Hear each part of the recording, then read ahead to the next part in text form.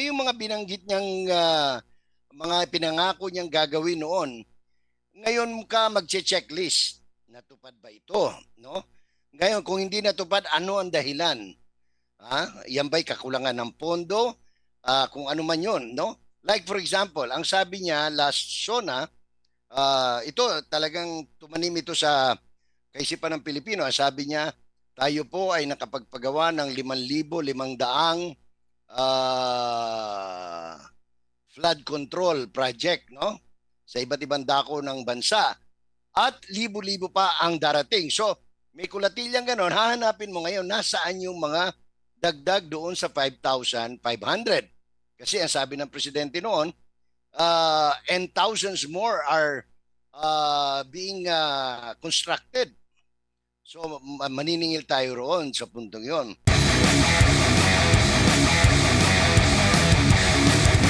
Kaugnay nga dito sa meron kasing ranking yung itong Hello Safe at lumalabas na kulela tayo no pagdating sa safety, seguridad para sa mga turista. Kung ikaw ang tatanungin, paano ba ito i-take? Kumbaga, kung ikaw sa sarili mo wala ka namang pagkukulang at kung makikita yan naman yan sa resulta, puwede kang magsabi ng gano'n na hindi totoo 'yan, dapat baguhin. Pero kung wala namang nangyayari, wala namang resulta, paano ite-take po 'yan? Manong Jay? Alam mo, natural lang na reaksyon yon ni Secretary Frasco dahil yan ang trabaho niya, no? Yung pagandahin ang imahe ng Pilipinas. Pero ang problema kasi may mga naunang pangyayari, no? Kung yung matatandaan, may mga pinatay na Chino, may mga kinidnap na ganito, hindi mo mabubura yan kasi nagrereklamo siya, hindi basta-basta na lang binura, tapos kailangan may paliwanag.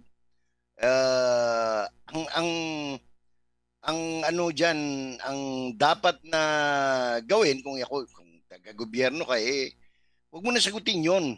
Ipakita mo na lang sa mga turista, sa mga prospective clients mo na maayos ang Pilipinas, pwede kang pumunta, safe ka.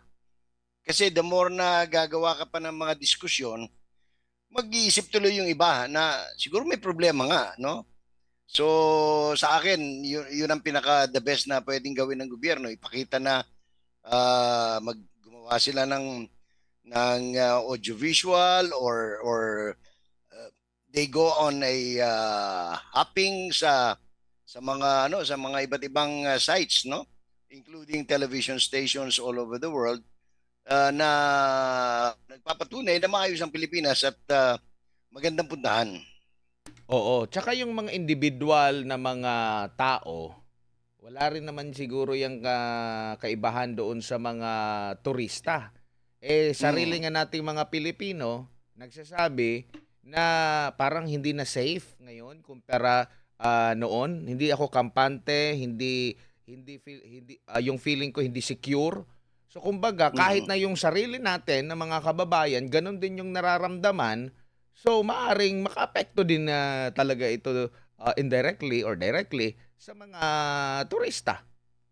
Alam mo, tama yung ginamit mong salita kampante, no? Maaring maayos ang kalagayan, pero kung hindi kampante yung turista, malaking problema yon. Yun ang dapat i-address Dapat maging kampante yung prospective tourist para na sa ganun mawala yung mga agam-agam nila.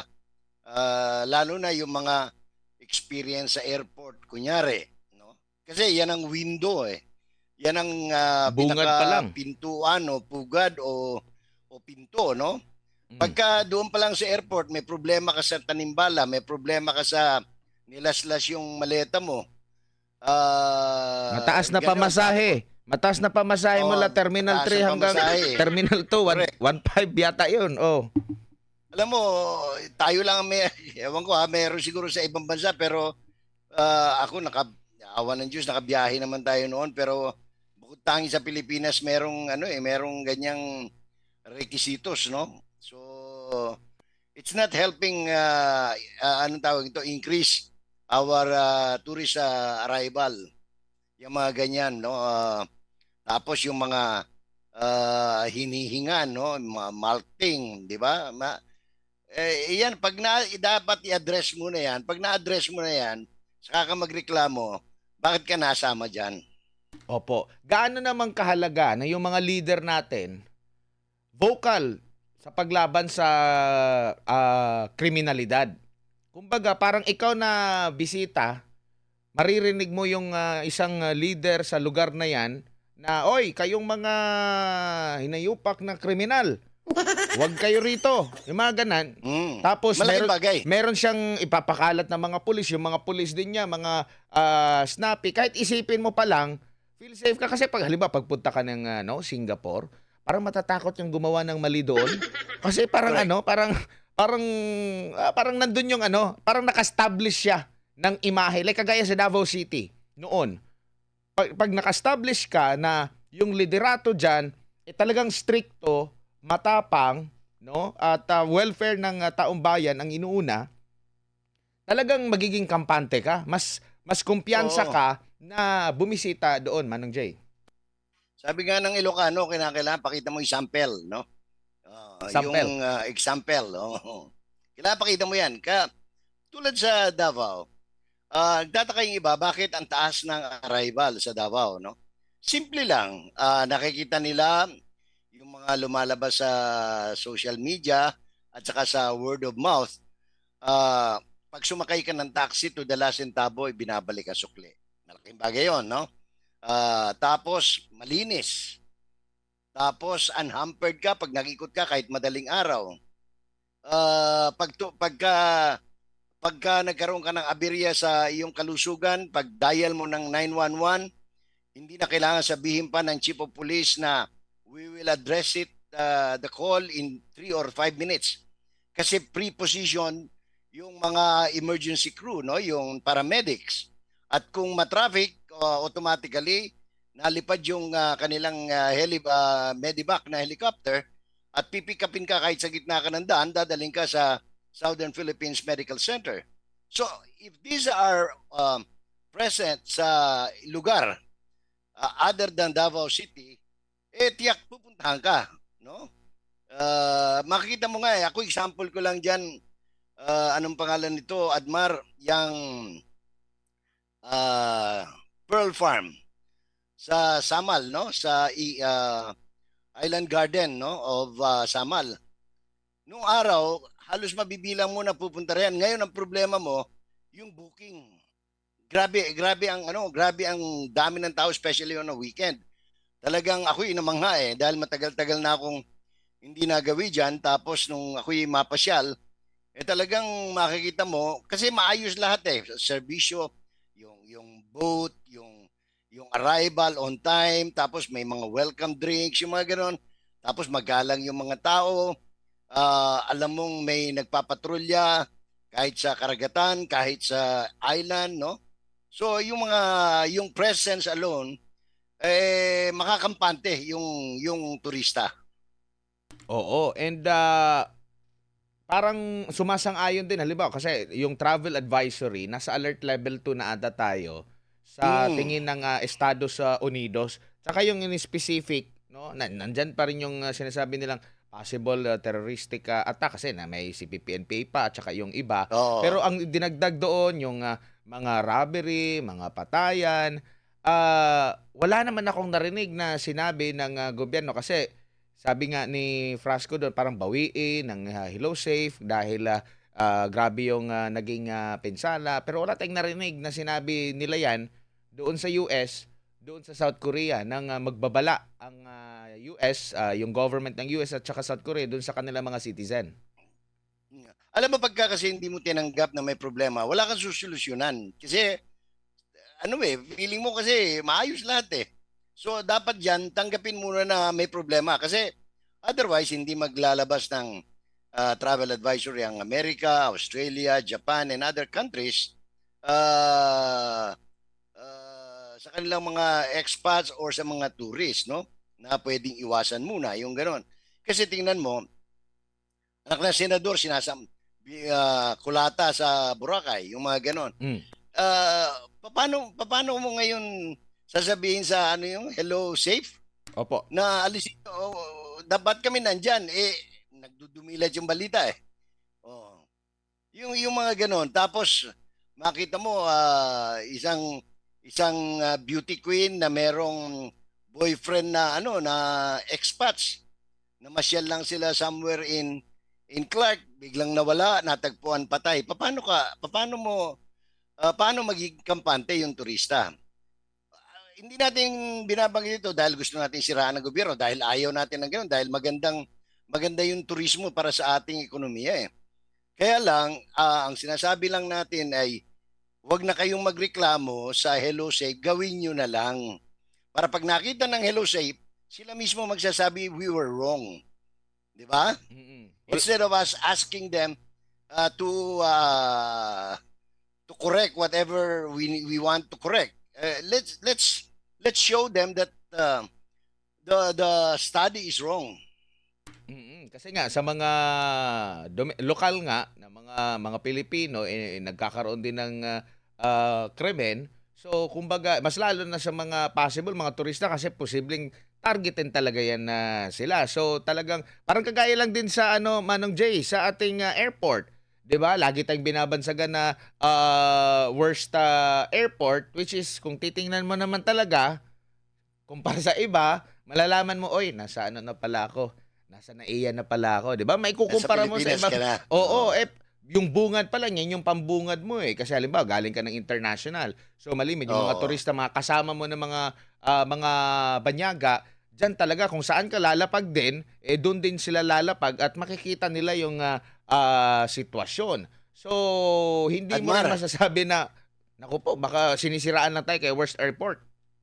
Admar ganito no, hindi lang krimen na hold-upan patayan eh. Krimen din kasi sa turista yung na-delay ka. Pagdating mo sa airport, papalit-palit nasa gate ka na kung saan ka sasakay, sasabihin after kung tutok na bigla, siyempre ikaw habang kumaga ka, mag-iikot ka muna, 'di ba? Biglang magpapalit ng gate assignment. O tapos maghahabol ka ngayon. O pagkatapos pag nawala ka, kung bibili ka na naman ng tickets, yung mahal nung una mong booking. Krimen din yun eh. So, these are the things na dapat holistic yung tingin ng Department of Tourism, hindi lamang doon sa crime index, kundi doon sa mga fundamentals ng turismo. No? Yung bang nangungulit ba sa service charge? Maayos ba on time? Pag sinabi bang 10 minutes to serve, sir, pag pumunta ka sa restaurant, hindi ka ba abutan ng 30 minutes? These are the things na uh, hindi mo nakikita, pero glaring sa mga turista yung mga ganyan. No? Isama na natin yung mga sa transportasyon. Correct. Nakakapag-mobilize ba ng komportable? Nakakabiyahe ba ng komportable? Tsaka yung hindi na sila inaabuso kasi pag nakitang, uy, kano ito, uy, ibang lahi ito, tataasan ko. No? Kasi Tama yan. minsan nang Yung, nagkaroon ng ganyan, na-timingan pa, vlogger. Oh, pag naipakalat yan, di sira na naman na pag tayo, di ba? isipin mo from Terminal 1 to Terminal 2 ba yun? Terminal 1,600.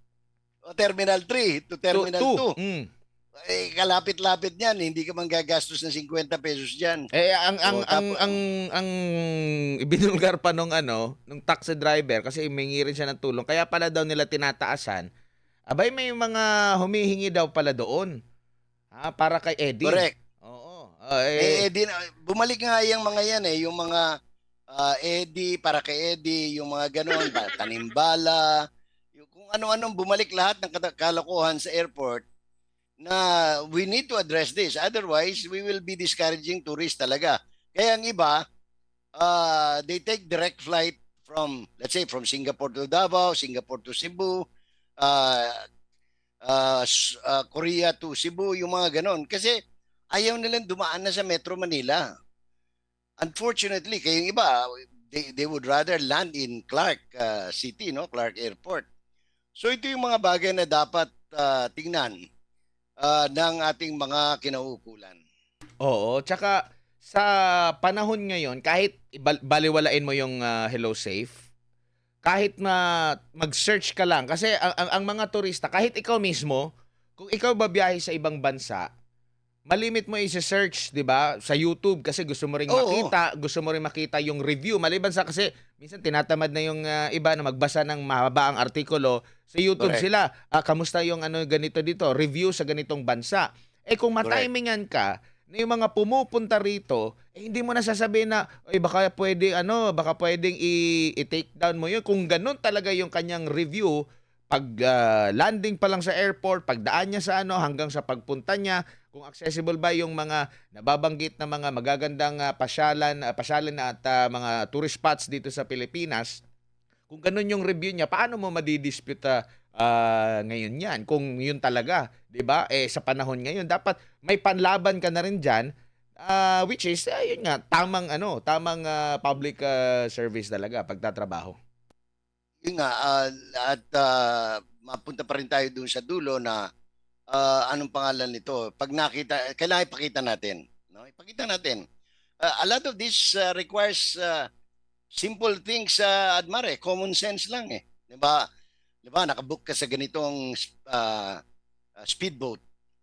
Oras na, wala pa. Kailangan meron kang backup kagad para makasakay, para walang reklamo yung ano, yung mga ganong simple as that pero malaking bagay sa mga turista, no? Mm.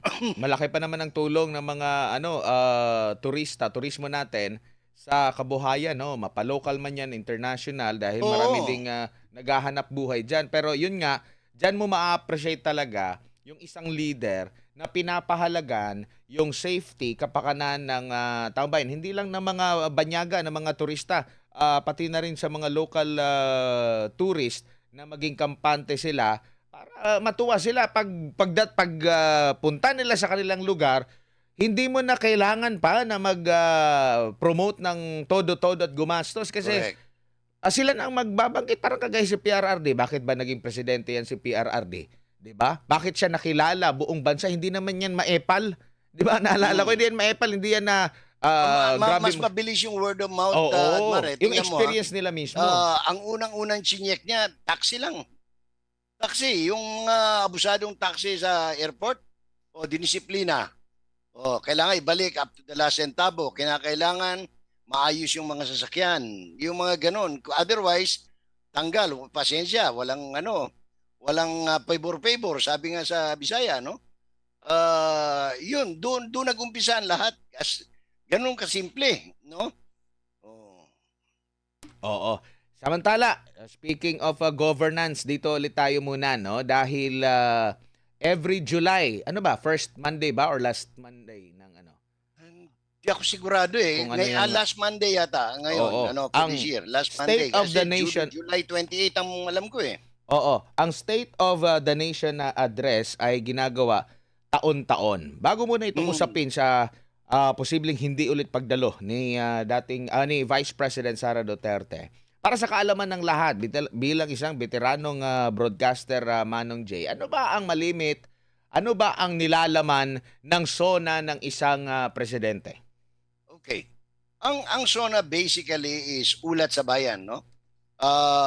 Yung nagawa mo for the last 365 days, iulat mo sa bayan yon. At the same time, ikaw rin ang mag-uulat sa bayan kung anong binabalak mong gawin sa susunod na 365 araw. So basically, yun yun. Report sa mga nagawa mo, whether nag-succeed ka o hindi. At anong binabalak mong gawin para maiayos pa ang buhay ng Pilipino. Basically yun, ano? Magre-report ka. Halimbawa, ilan na bang airport ang privatize mo, no? Oh, kasi yun ang balita ko eh, privatize yung mga airport na pinagawa ng panahon ni PRRD, no? There are plans na ganon.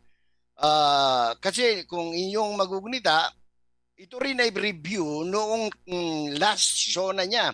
Kung ano yung mga binanggit niyang mga pinangako niyang gagawin noon, ngayon ka magche-checklist. Natupad ba ito? No? Ngayon, kung hindi natupad, ano ang dahilan? Yan ba'y kakulangan ng pondo? Kung ano man yun, no? Like for example, ang sabi niya last SONA, ito talagang tumanim ito sa kaisipan ng Pilipino. Sabi niya, tayo po ay nakapagpagawa ng 5,500 flood control project, no? Sa iba't ibang dako ng bansa.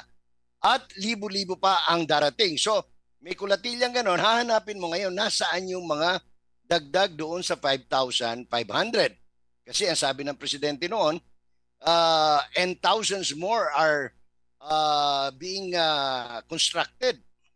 So, maniningil tayo roon sa puntong yon. Ngayon, limbawa, ah, anong pangalan nito? Yung OFW, kahit na sa punto ng kalusugan, sabi niya nung nakaraang SONA niya, maglalagay sila ng mga special hospitals, no? Specialized hospitals sa iba't ibang regional centers. Meron na bang naitatag o kahit man lang nag-groundbreaking, no? Meron na bang Philippine General Hospital sa Ilocos, sa Bicol halimbawa, sa Iloilo, sa Cebu, sa Zamboanga? Huwag din sa Davao dahil allergic sila sa Davao eh. So, yung mga bagay na yon, Admar, ang usual na bahagi ng SONA or State of the Nation Address. Ulitin ko, yung ulat sa bayan kung ano ang nagawa mo sa nakalipas na 1 taon. At pangalawa, kung ano ang saan mo dadalhin. Kumbaga, ikaw ang piloto, ikaw ang driver, saan mo dadalhin yung biyahe ng Pilipino. Kumbaga sa kanta ni Diana Ross, do you know where we're going to? Diba? Yan ang SONA. Tuwing ikaapat, yun ang usual na SONA. opo. Tuwing ikaapat po ng ikaapat na Lunes, no, ng July, which is darating po na July 28 yung SONA ngayong taon na ito ni President Bongbong Marcos. So, dito basically, mamalalaman mo ano daw kasi lalagay mo ng daw kasi marami ng mga sinasabi, di mo alam kung nagkatotoo ba, ano daw yung mga nagawa sa nakalipas na taon at ano yung mga gagawin pa sa susunod na taon naman. So basically pwedeng ma-assess dito ng ating mga kababayan, saglit lang, parang di namin naramdaman yan parang di naman totoo yan which is ang example doon yung una niyang ipinagmalaki na 5,500 na flood control project na sinubukan agad yung kanya mga pinagsasabi nalaman na walang control project, meron lang flood. Wala yung buong salitang flood control project, meron lang baha. Maraming nakakasaksi niyan, no? Na nasaksihan nila yan yung baha. Ngayon, meron siyang binanggit bago mag-SONA na iipunin ng tubig para magamit sa tag-init, no? Ewan ko kung anong balak ng gobyerno doon, gagamit ba sila ng malabanan para isaipon yung tubig o hindi natin alam, no? Parang ano din ba ito, yan. Manong Jay? Pwede ba niyang gawing itong parang utos agad-agad sa kanyang mga nasa mababang sa executive, no, na once na magsabi siya nito, part of na ito yung aking na dapat gawin agad ng sa executive branch, parang magiging epektibong utos agad ito. Mandato kumbaga. Kasama yan dapat doon sa na kung nagmana sana siya doon sa tatay niya, no? Si Ferdinand Edralin Marcos. Yung mamang yon, pag sinabi niyang ganito ang binabalak ko, kaya inaatasan ko ang DPWH na magsagawa ng ganito. May plan of action, no? Kumbaga meron ka ng kaagad, kumbaga sa management, meron ka ng KRA o Key Result Area na pagbabatayan mo to check whether they are really doing it. Ang problem natin ngayon, Admar, ganito. Ewan ko kung paano, kung sino magsusulat man ng speech ng presidente, hindi ko alam kung paano nila i-adjust, anong tawag nito, ikakamada, yung pag-uulat nila sa bayan, knowing that January 31 pa lang, mahigit sa kalahati na ng budget ang naubos na for this year. At start pa lang ng second quarter, nangungutang na tayo. Nagkaroon na tayo ng dollar loan, no? So ito'y talagang pambihira ito. Kaya ako as a political observer, babantayan ko itong SONA ito because ano siya, classic siya na sitwasyon na walang pera, walang pondo para sa infrastructure. Iba yung sinabi niya nung sa SONA, pero pagdating ng 2025 budget, walang nailaan para sa subway, meaning to say, hindi na matutuloy o na mababalam ng gusto yung construction ng Metro Manila Subway. Sample lang yan, no? Sa tinutukoy ko, Admar. Opo, no? And sana, pero kahit na siguro taong bayan ang mag-assess kung ano yung mga dapat i-report ni Marcos Jr., no? Para talagang kulang eh. Hindi mo maiwasan na magkumpara sa nakalipas na administrasyon kasi siksik eh. Kahit na hindi na siya magsona, kumbaga kahit hindi ka na mag-report kung anong ginawa mo, ramdam agad ng taong bayan na Nakita oo, ka agad. mararamdaman mo agad na ay merong ginawa ito. No need na mag sona or yung detalyado talaga pero needed para at least sa kaalaman ng ating mga kababayan. Pero doon pa lang sa pagtatrabaho mo, kahit na wala kang sona, ramdam na agad ng taong bayan na meron kang tinatrabaho. Correct. Kasi nakikita eh. Halimbawa, nakita kunyari ng taga Bohol na natapos yung airport doon sa Panglao. Di ba? Nakita ng mga taga Bicol na natapos na yung international airport sa Bicol. Yun, hindi mo kailangang i-report na nakita na ng tao eh. Oh, di ba? So, these are the things na tangible. Ang problema nga ng kasalukuyan, ewan ko baka naman meron silang mga nagawa na hindi natin alam. Pero wala kasi tayong nakita dahil ang nakita natin puro akap, puro AIX, puro ayuda na did not redound to the general welfare of the people. Hindi naman nabago ang buhay ng Pilipino eh. Diyan sa daan-daang bilyong ayuda na kanilang kinuha, inilihis at ipinamigay kunyari sa tao.